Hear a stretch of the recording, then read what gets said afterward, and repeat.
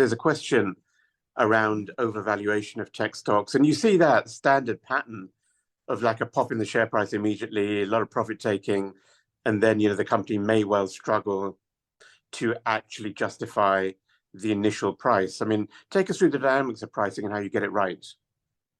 Well, I mean, what happens in real life is you have a syndicate of banks who become the underwriters, right? And they want to get the ticket to sell the equity because that's how they make all their fees. And they have investment analysts who write a report talking about the prospects of the company, and they can use all sorts of parameters. We don't want to go into some economics here, but some of the DCF models are just a bit of a joke sometimes. And if Goldman Sachs said a company is worth 2 billion, Morgan Stanley might say it's worth 2.2 billion because they want to get on the syndicate. Often you have several people in the syndicate, clearly. So it's a bit like an estate agent, so they can sell your house for X to try and get you to take it. But you have to have somebody with a bit more sense. And it also has, you have initial, as I say, you need to get to know some investors initially.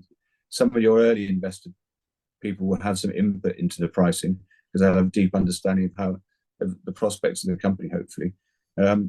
So you come to a sensible range, okay? And then it goes into an IPO roadshow. You go out and see investors, and you have a book building process.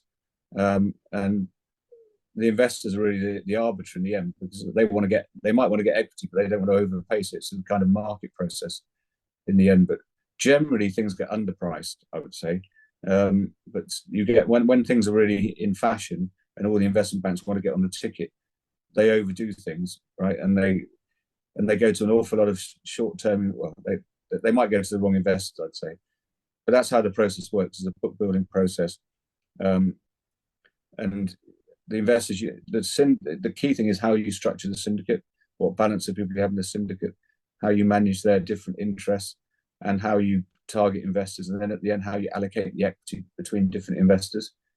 And the problem is, if you just left it to the investment banks, they just want to allocate the equity to the people that pay them the most commission during the year, do most business with them, and they're not necessarily the best investors, because the essence of all of this is an IPO is part of a company's growth strategy, a continuing growth strategy. So having strategic relationships with good quality investors, they're the people who are going to start funding future growth and helping supporting you in M&A activity, etc.